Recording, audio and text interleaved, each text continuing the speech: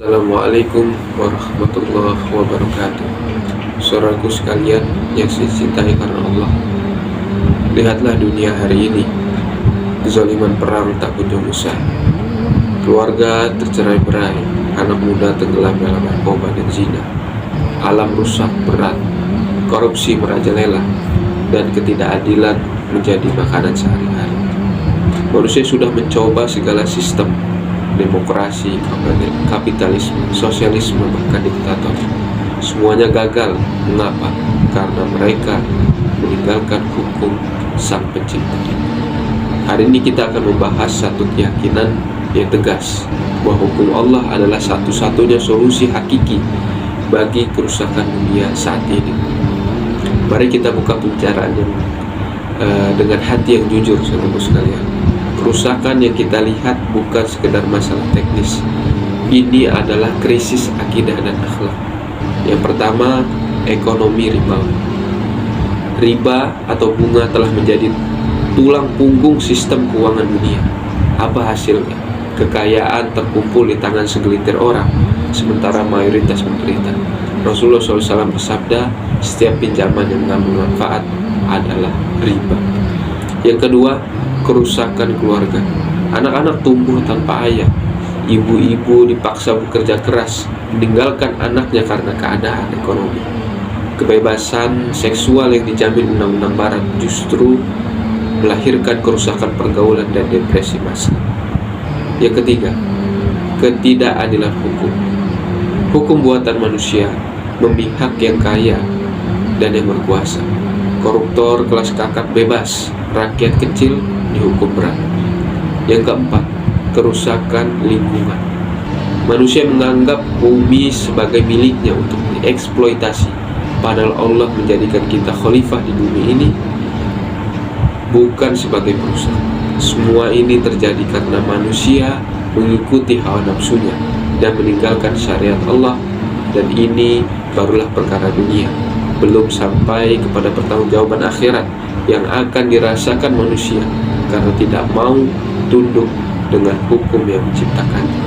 Allah Subhanahu wa taala berfirman, barang siapa yang tidak memutuskan perkara menurut apa yang diturunkan Allah, maka mereka itu adalah orang-orang kafir. Quran Surat Al-Maidah ayat 44. Maka hukum Allah bukanlah beban saudara sekalian, melainkan rahmat dari Allah Subhanahu wa taala. Yang pertama, keadilan ekonomi. Islam melarang riba, judi, dan monopoli, mewajibkan zakat, mendorong perdagangan yang jujur, dan mewajibkan negara menjamin kebutuhan dasar rakyat dan pendidikan yang gratis. Bayangkan jika negara menerapkan sistem baitul mal dan hisbah, tidak ada lagi orang kaya yang menumpuk harta sementara tetangganya kelaparan. Yang kedua, perlindungan keluarga.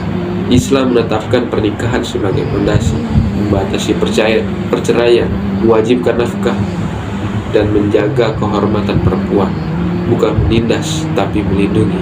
Hasilnya apa? Keluarga yang utuh melahirkan generasi yang kuat. Yang ketiga, hukum pidana. Hukum hudud, kisos, dan takzir bukan untuk balas dendam, tapi untuk pencegahan.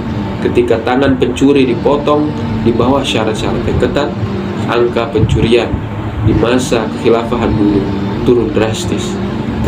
Keadilan ini bukan hanya hukuman, tapi juga pencegahan dini. Yang keempat, lingkungan Islam mengajarkan la doror wala dirrar. Tidak boleh membahayakan diri sendiri maupun orang lain. Merawat hutan adalah sedekah jariah. Menjaga air, tanah, udara adalah bagian dari amanah kekhalifahan. Yang kelima, politik dan kekuasaan. Pemimpin dalam Islam adalah pelayan umat, bukan tuan. Wajib menerapkan syariat secara kafah, bukan hanya di pengadilan, tapi juga di ekonomi, pendidikan, dan sosial. Rasulullah SAW dan Khulafaur Rasyidin membuktikan bahwa negeri yang menerapkan hukum Allah bisa menjadi superpower keadilan dalam waktu yang singkat atas izin Allah Subhanahu wa taala. Bukan utopia. Ini sudah terbukti dalam sejarah. Saudara-saudaraku sekalian, menerapkan hukum Allah bukan perkara yang mudah di zaman ini.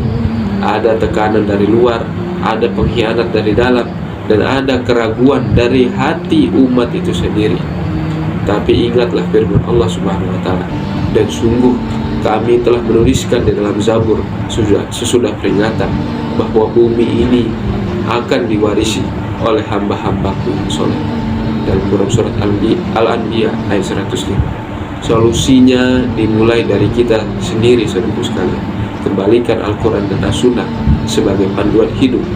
Bangun keluarga kita yang siap berkorban untuk kepentingan agama. Dakwahkan kesadaran tentang syariat. Dukung para perjuang yang senantiasa berusaha menegakkan kalimat Allah Subhanahu wa taala secara sempurna di muka bumi ini. Wahai kaum muslimin, dunia ini sedang sekarat karena menjauhi hukum ciptanya. Satu-satunya obat adalah kembali kepada Allah dan Rasulnya secara total. Mari kita jadikan setiap hari sebagai langkah menuju itu. Semua demi pertanggungjawaban kita di dunia ini dan kepada Allah kelak sebagai hambanya yang beriman. Semoga Allah menjadikan kita bagian dari generasi yang menyaksikan kembalinya kejayaan Islam, di mana keadilan ditegakkan, kemiskinan dihapuskan, dan rahmat menyebar ke seluruh alam. Wa may yattaqillaha yaj'al lahu min amrihi yusra.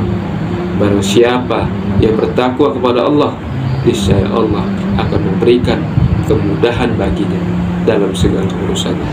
Assalamualaikum warahmatullahi wabarakatuh.